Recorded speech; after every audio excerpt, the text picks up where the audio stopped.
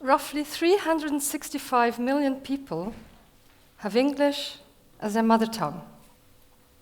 More than 2 billion others learn and speak English as a second or third language. If you speak English, you can make yourself understood to almost 2.5 billion people.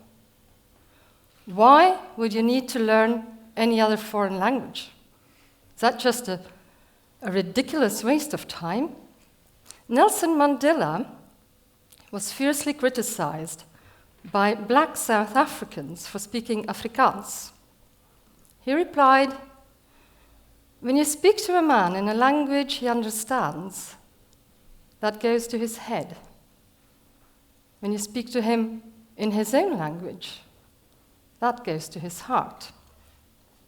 So here's the thing. If you want to win somebody over, you need to speak to their heart. Popes know that. John Paul II spoke like 10 languages fluently, a dozen others on a more elementary level. Wherever he went, he greeted the people with at least a few sentences in their native language, and that was an important key to his popularity. People with foreign mothers-in-law or foreign mothers-in-law-to-be know it too.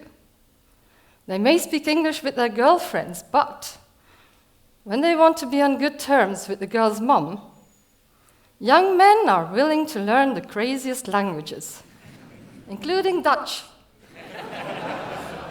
And it usually does the trick. Why?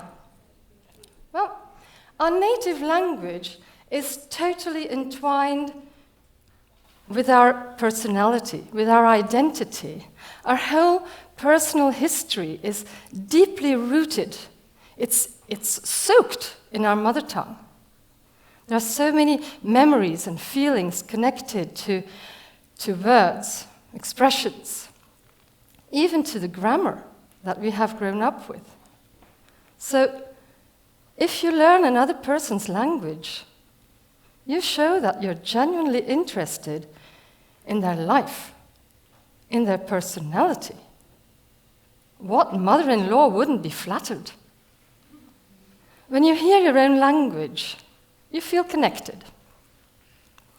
When you're traveling and you've been speaking a foreign language for days or weeks, the moment you board a plane where cabin crew greets you in your own language, you know you're going home.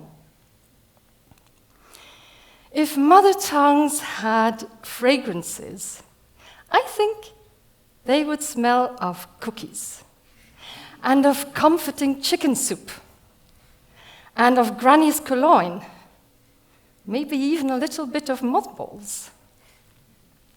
This may very well be the reason why constructed languages, like Esperanto, have never caught on as broadly as could have been expected.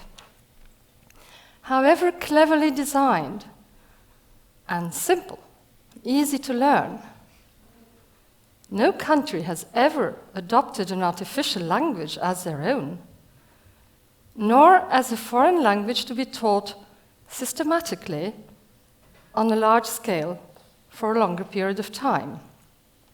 Though it has been tried, but somehow, despite the difficulties with natural languages, like the frustrating irregularities, the discrepancy between spelling and pronunciation, the sometimes absurd complexity of their grammar, despite all that, we prefer to learn languages that have grown organically with people.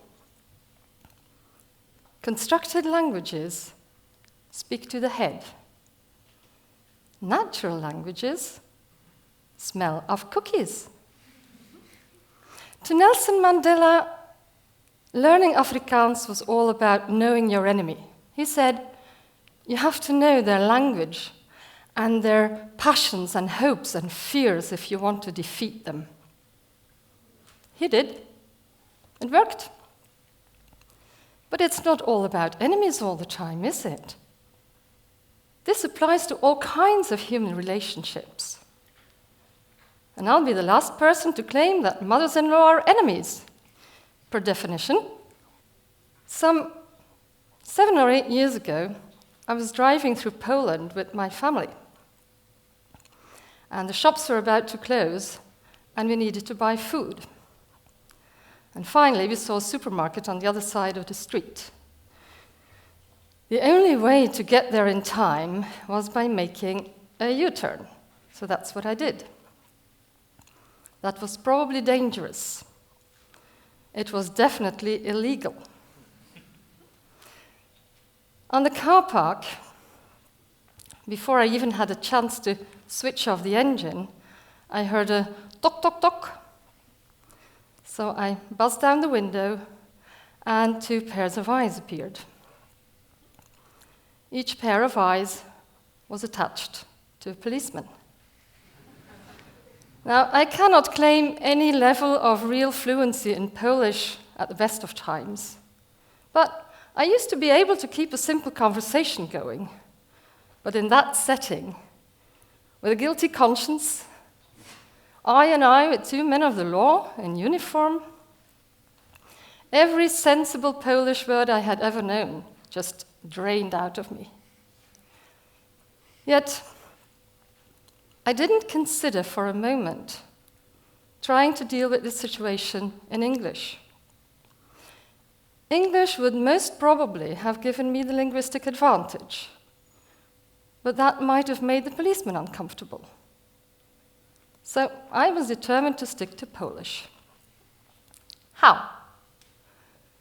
That tiny Polish corner of my brain had just gone blank.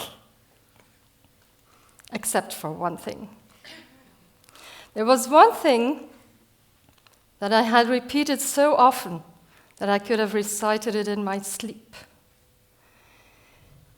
It was a children's poem